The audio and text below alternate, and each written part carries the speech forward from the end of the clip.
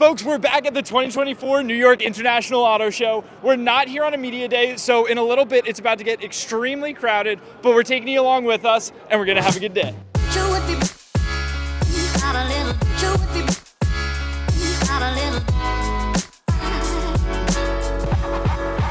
Folks, we're here at the Chevrolet booth checking out the E-Ray, the Stingray, and the Z06, and it is super cool to see them all in one place. I've actually never seen the E-Ray until today, but on some more unfortunate news, folks, there are no Camaros here. It is the first auto show we've been to in 2 decades that has not featured a Camaro, and that is because they're being discontinued. It is a very sad day on the Chris and Cars channel. Folks, first impression of the Mustang GTD, it looks absolutely insane. I can't say it justifies a $300,000 price tag. The wheels look incredible, the fenders look incredible, there are a ton of aerodynamics, that spoiler is gargantuan.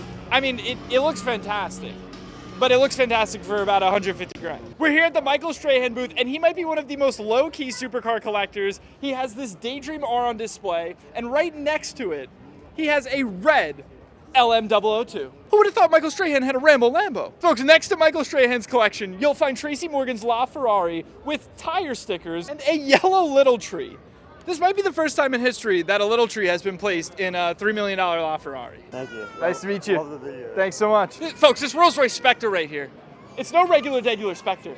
We're talking purple, white, silver, everything's matching. The center caps, the two-tone interior. Purple might be the new Chris in color. Folks, a little behind the rope access. It feels so unorthodox for us to be back here. It feels almost illegal. Come on, let's go check out the Gemera. It's so much crazier being this close to the cars as opposed to being on the opposite side. We've never been on this side of the field. It's a new development for Chris and Cars. The door on the Gemera is about to open. You have to see how big this thing is because it is a 4-seater car, but a 2-door car. Let's have a closer look. Full carbon fiber buckets.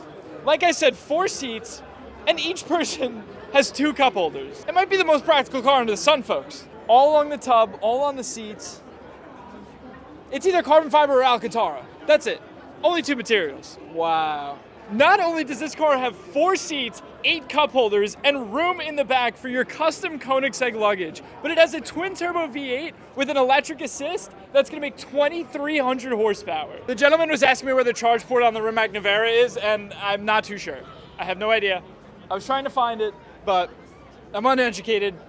This is not good. And last but not least, a car that I want to showcase, the all-new Lamborghini Revuelto. They're gonna start hitting the streets soon. Super excited to see them on the road. What I will say, after having sat in both the Revuelto and the Lamborghini Aventador, the Revuelto has way more room and it is way more comfortable. Also, look at the spoiler. It's like, whoop, whoop, whoop. It's very wavy. It looks like a farfalle noodle. I gotta stop doing this YouTube stuff. Huge thank you to the guys over at Manhattan Motor Cars for letting us take a closer look. Thanks so much. Nice to meet you. Oh, I'm so sorry. I'm top 5 clumsiest people in the United States, so. Folks, we're here at the Subaru booth. It's an absolute forest, and right next to me, it appears that Reliable Carriers had a tough time getting this one off the truck.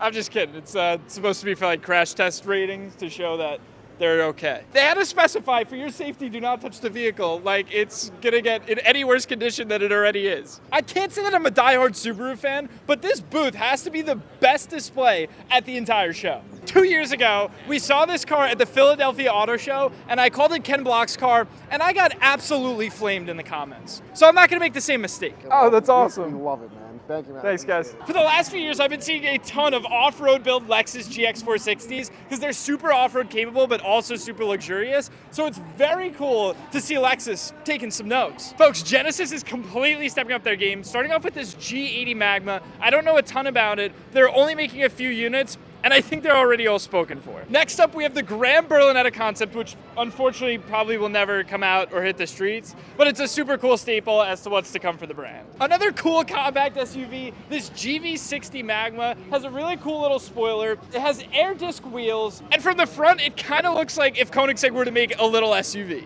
In other news for Genesis, they have this absolutely gargantuan, what looks like a third row SUV, and it looks like they took a little bit out of the Mercedes playbook here, folks. I'm just saying.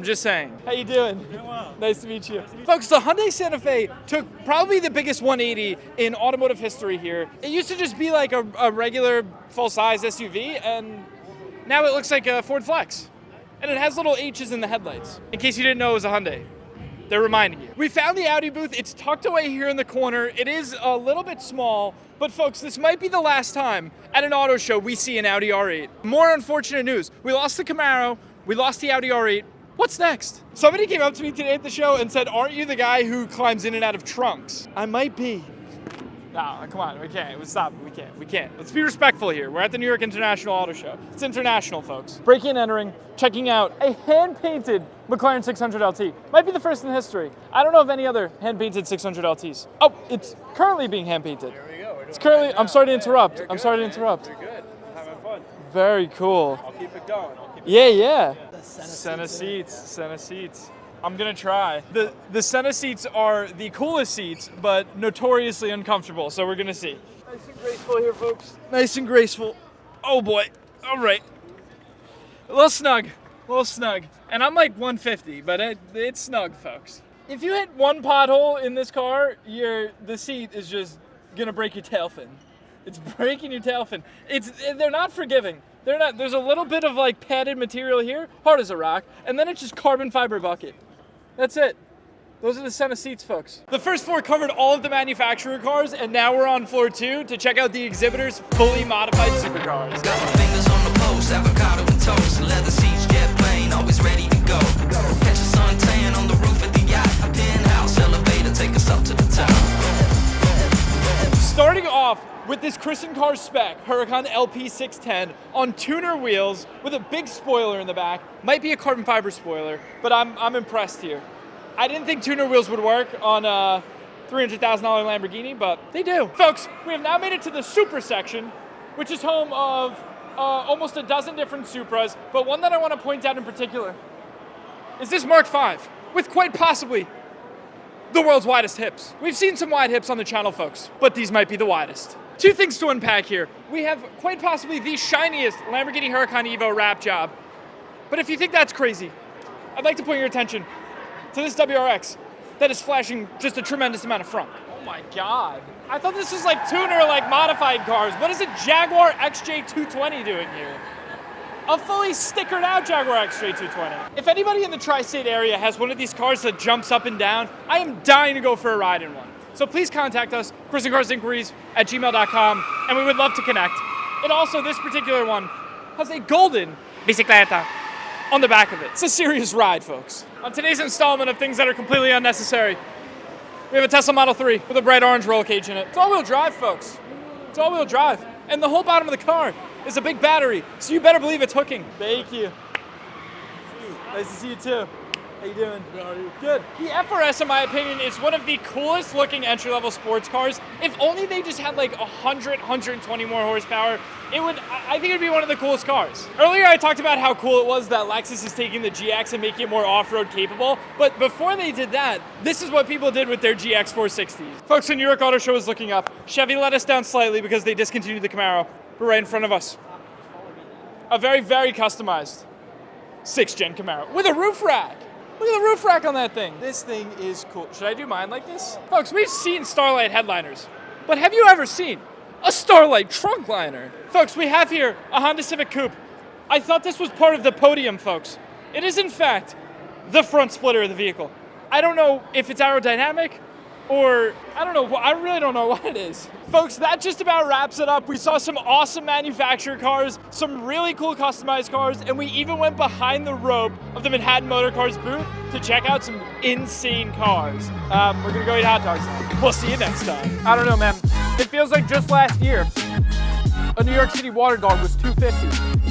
$5 dog right here. $10 worth of dogs right here. A New York City hot dog is a staple in our culture. But you raise the price to $5. I mean, I can't keep up.